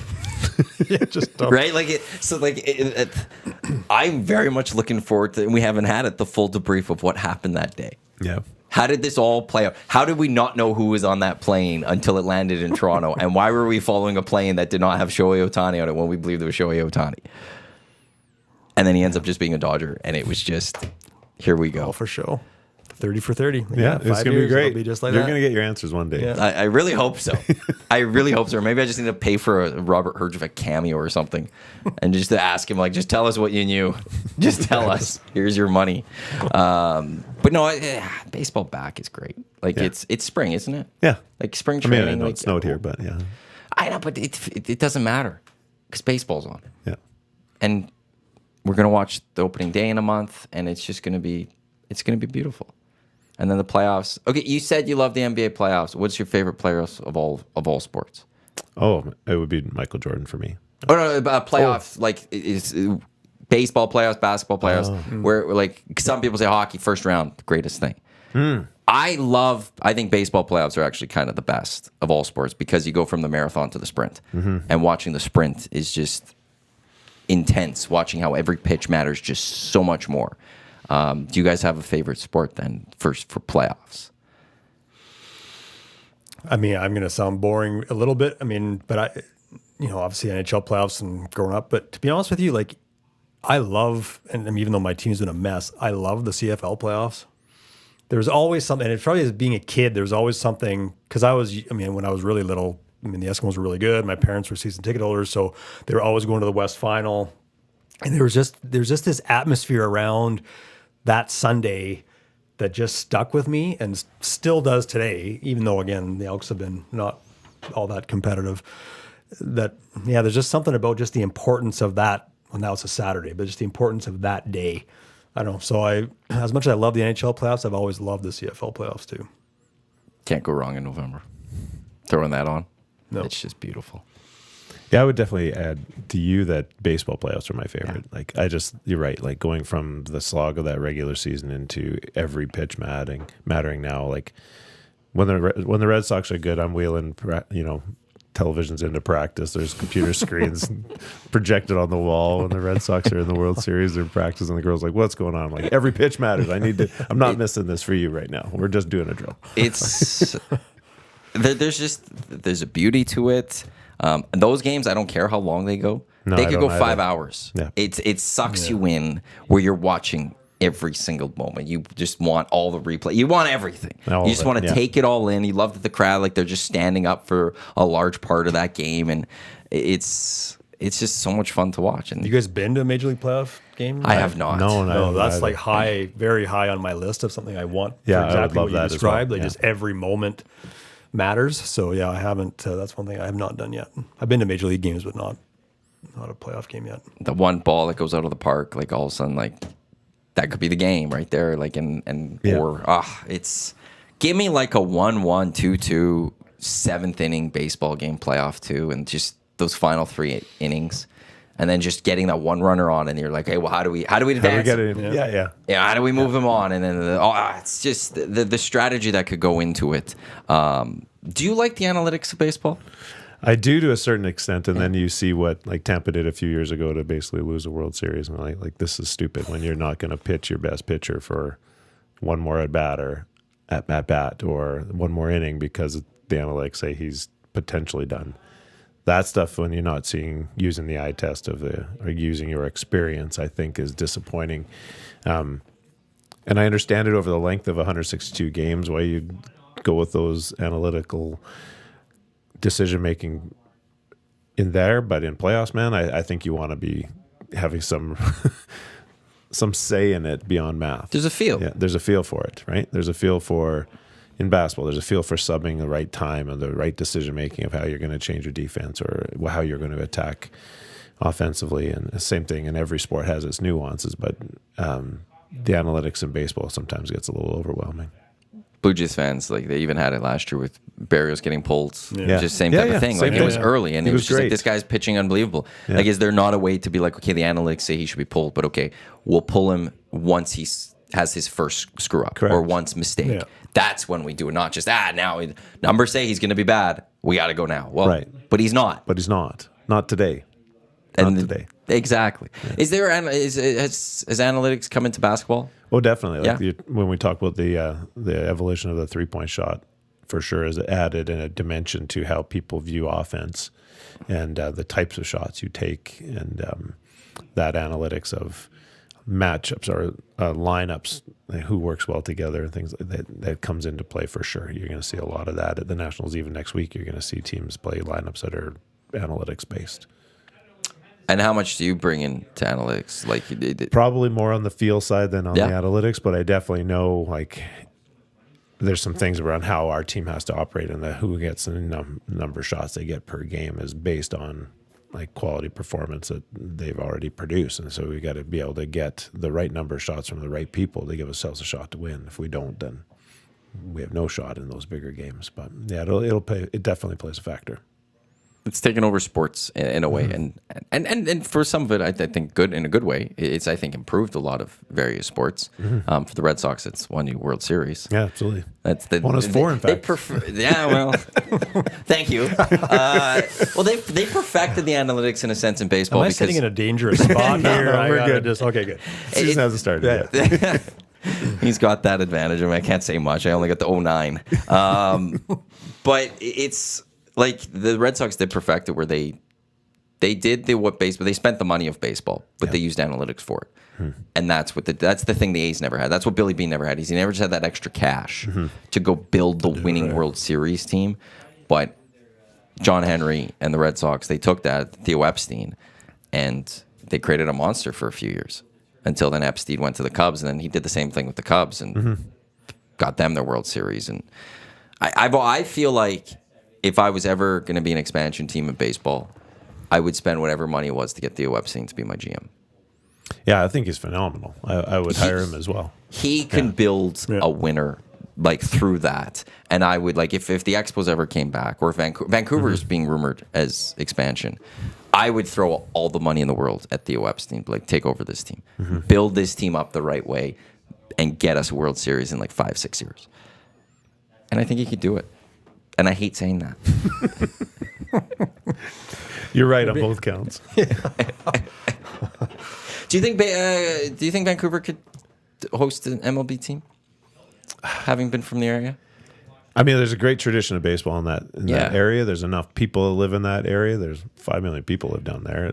I think they can do it. Will the corporate community get around it? Will players want to play in Vancouver? If they think Toronto's a weird city to go to, I don't know what you think of Vancouver too. I think they're both world-class cities. I could see Vancouver before Montreal again, unfortunately. I think they would probably give it to Vancouver before Montreal. But it would be fun to see. There's a natural rivalry with the Mariners there too, and I think we're seeing it with the evolution with hockey right now, with Seattle getting the crack in there. I think you'll see a neat rivalry begin. Yep. And down in that area. And they have it in soccer. Yeah. Absolutely. The Portland, Seattle, Vancouver, they have their little rivalry that's grown for many, many years. Yeah. I thought Vancouver could have sustained the Grizzlies too. No, so that's a sad one. But for baseball, it's a little different world. You've got to have enough corporate backing in that area, and they definitely have it. So I don't see why they couldn't do it.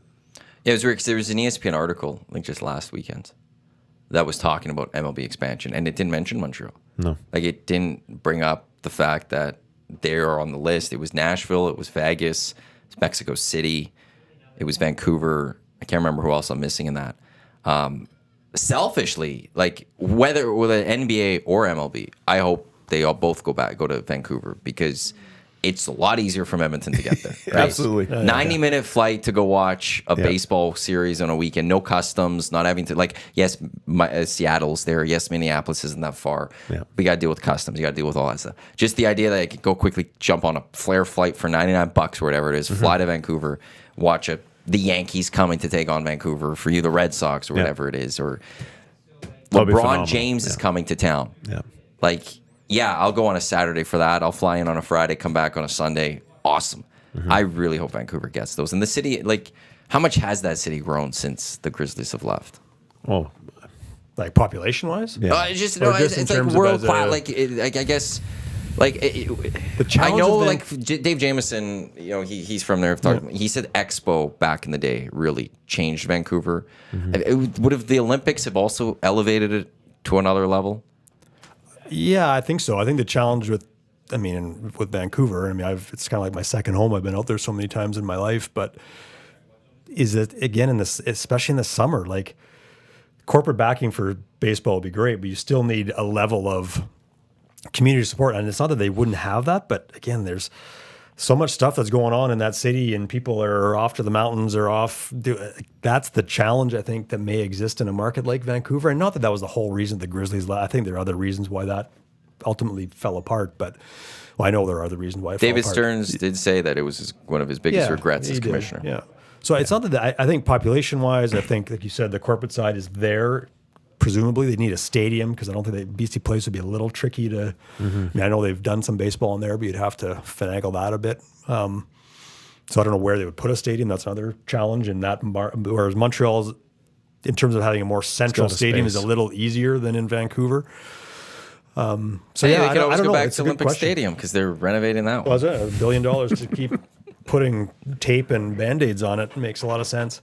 So I think Vancouver could work. I don't, because you're right. There's a huge baseball community. I mean, UBC has a baseball program. I mean, it's been, and you can play baseball there longer than you can basically anywhere else in the country. So it could work, but I think there's some challenges to it and that's the thing, is there are other markets that may make more sense. I mean, Nashville's not a huge city, but it's become a bigger sports city. Vegas just gets everything Is the hot now. spot. Yeah, it's a hot spot. NBA, as you Mexico said, City will wouldn't be there. surprise me at all. I mean, it's one of the biggest cities in the world, a huge growing baseball community too. So That one seems like the most logical one That's for the- baseball. yeah, be the that- first league to get into Mexico. Be the first Yeah. league that's of North America that's in the 3 major Of the countries of sports, North it makes the America. most sense Yeah. too. Like Yeah. it makes no sense to put a football team down there. It makes no, obviously not a hockey team.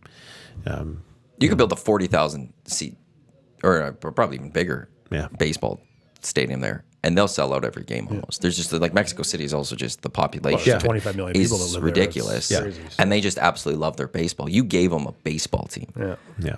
You know, they would be, that's because they'll like everyone's following now the NHL, like where the NHL's at 32 teams. They're going to go to 36 apparently by the end, maybe this decade or something, which is just ridiculous to think. The NBA, MLB both are at 30. It's like, hey, when are you guys going to start expanding? And Yeah. I think when in the NBA, we know the Supersonics will come back. It's just a matter of how. Is that relocation or is that an expansion team? And Vegas. In Vegas, yeah. But then what else comes from that? And I think Vancouver would do well with a basketball team again. I could see that happen, but before I can see basketball before MLB baseball. coming to Vancouver. Yeah. For a lot of reasons. You've got the building. Especially if the Supersonics go back to Seattle. Yeah, well, that's right. Yeah. Then you've got that. Because then you got a whole West Coast trip. Yeah. You can play Portland and Can you just convince people to play for the Vancouver team again? That would be the big thing. Like, but Yeah. it's I don't think they'd be. I think they could do what Toronto did. I think they could be competitive for the most part. And if you go make that right trade, that 1 year could go win a title. I don't think you're going to have no one playing for you. But I don't think you're getting the convincing a Steph Curry to leave Golden State and San Francisco area to come up to Vancouver because it's just foreign country. To some of these people, it feels like a Yeah. foreign country. yeah, the guys are always funny about it. They always say they have a great time on the trip, so they never want to live there. I'm like, well, why wouldn't you want to live in a city, the world-class city?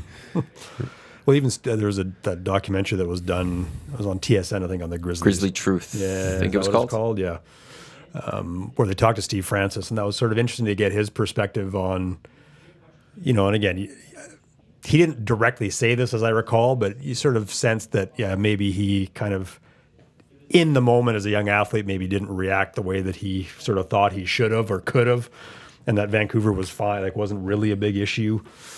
I know there are lots of people that sort of spent time, to your point, they spent time in Vancouver. They're familiar with it. And yeah, of course, there are differences between the two countries, but A lot of major I think musicians you'd find- record in Vancouver. oh, for sure. Like it's You'd find bigger differences between the U.S. and Mexico in some ways Yeah. than you might find between the U.S. and Canada. I mean, maybe not. I mean, there's similarities between the U.S. and each of those two neighboring nations, but I don't know.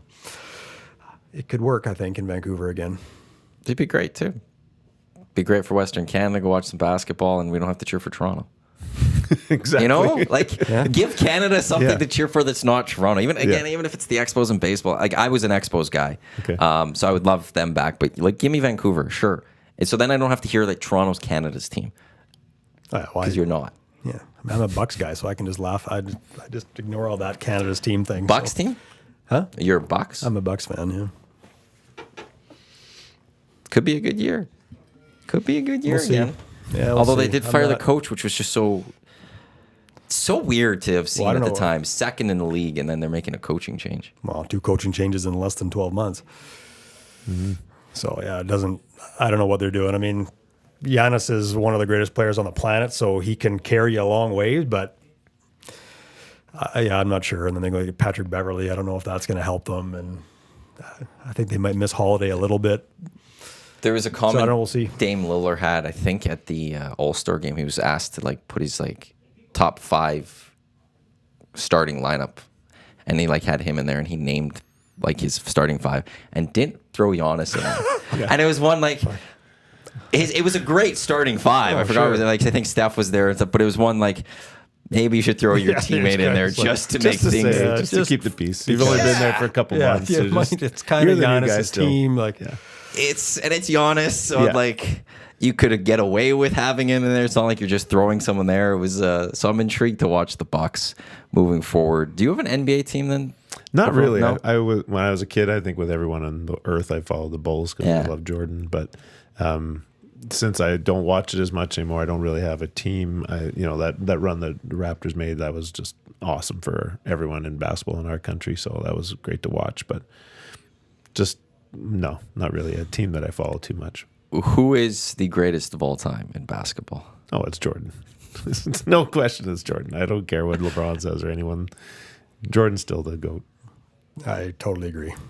And I know a guy outside the door will not agree. So we won't we actually somehow, Pro Am Sports gave us a LeBron picture that we just put up over there. Nice, I saw that.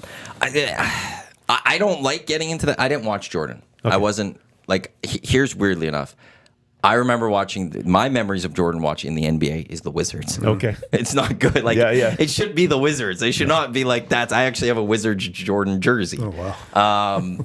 So I missed out on seeing Jordan, so it's hard for me to compare the two fully.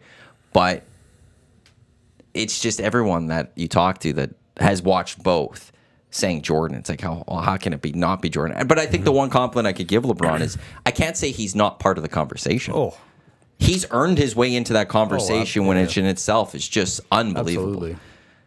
Right? Well, and I think that's the thing that's so funny about all these arguments, and you have the same thing in any sport. Hockey's no different. That just because two people say Michael Jordan's the greatest of all time doesn't, and I'm not speaking for you, but doesn't imply that we think LeBron is bad. And yet that's where the argument always goes. I'm like, well, no, it's not that LeBron's unbelievable. He's been a great player, seemingly a great teammate, great in the community, all these things that he's done really well. Some, Jordan maybe might rank a little less in some of those categories. Most other categories. But I think, for me, watching Michael Jordan, he was just out of this world in terms of what he was doing on the floor versus everybody else. And you still watch highlights of him, and the stuff that he could do compared to everyone else was just... You couldn't make it up. It was just phenomenal to watch. And I think that's what made him so unique. And he was extremely talented. He was extremely driven. And he happened to end up on a team that had enough pieces around him that they were unbeatable. But he was just, it was just incredible to watch the stuff he did. The game's way different in each era. Yeah. So I don't know how to say... Well, yeah, I got to watch both of them throughout both their primes. So do I believe that Jordan is the best player? Yeah, and everything Doug said I agree with on that. But doesn't mean that LeBron isn't great. He is great, and he's the best in this era. In the last 15, 20 years, we've watched the game, and that's exciting to watch. And now there'll be somebody else 15 years from now we're arguing again. And might be Wemby. Might be Wemby. He's pretty fun to watch. Yeah. If he can last that long, we'll see. Yeah. I think just as long as he can stay healthy. Yeah. There's a great career that we're going to be watching with him out in San Antonio. I'm trying to think what other sport might have this, but it's like basketball is a special sport where you could make an argument for a lot of players of being GOATs in a sense, if you will. Like people will go back to Wilt Chamberlain. There's Bill Russell, Kareem Abdul-Jabbar, Magic. Like there's just so many great players that are right at the top of that sport that. Like, how does anyone compare like this to Wilt Chamberlain? How many people have seen Wilt? Mm-hmm. And it's not really fair to do that. And that's why I think basketball is a great one where it's that you had it there in the era. Yeah. LeBron is the greatest of his era. Absolutely. Jordan, greatest of his era, and you could go back of that. It's just so hard to compare. Although I think Jordan would excel extremely well in today's NBA. Mm-hmm. Yeah. I think LeBron is built for the old NBA too. Yeah, I think he could have excelled back then as well. That's the thing, right? I think that's why they're both 1 and 2 or 1A, 1B, because they could both fit. You're not physically pushing LeBron around. No. No. Even in the Chamberlain's days, he and Russell, I mean, you can imagine those battles, like guys like that. And again, I didn't, other than highlights, I've never seen those guys play, obviously. Mm-hmm. But yeah, those battles would have been incredible. I mean, imagine the matchups between LeBron and Jordan themselves. And I mean, guaranteed, even though they play slightly different positions, they would have been going head to head on the floor all the time. It would have been incredible to watch. But yeah, last 5 minutes of the fourth quarter of Game 7, they're guarding each other. Yeah, for sure. That would have been happening. Yeah. And but I think basketball is just such a different sport because it allows individual players to be featured far more than in almost any other sport. Mm-hmm. Right? I mean, I think only football quarterback. Yeah, but would be almost in the only sense. But even then, if you try to compare quarterbacks, like it's not Brady versus Marino, right? Like, or even if you look at hockey, like, okay, you want to pick Gretzky, Lemieux, sure, they may face each other once in a while on the ice, but not that often. Whereas if it was LeBron and Jordan, they're playing 42 minutes on the same floor and probably matched up on each other for 36 of them. Mm-hmm. And so that's what makes basketball so unique in terms of how those players get highlighted and just the impact that one player can have. You know this better than me. Yep. The impact that one player can have on a team in basketball is, I think, greater than maybe any other sport. Baseball's maybe one where that could be, and you could argue quarterback too, to a degree, but basketball, you can be a really good team with one really good player. You can, and that's where the beauty of their matchup could be, where you're right, they're going to play each other in the game without a bound, right? I really wish we got that, actually. Oh, that would have been something else to watch. Yeah. Maybe if AI could do one thing right.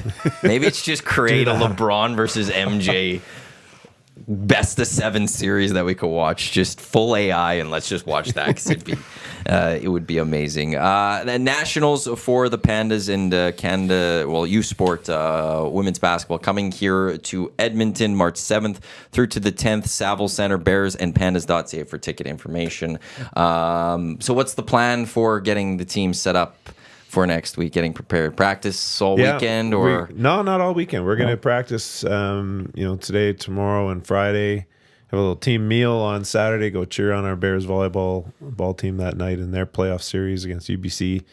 Try to decompress on the weekend, and I know all their families will be coming to town and things are going to ramp up, so just try to get them as centered as we can. I got to remind them that they still have school next week, so they've got to get to classes on most days. And, oh no, even Thursday.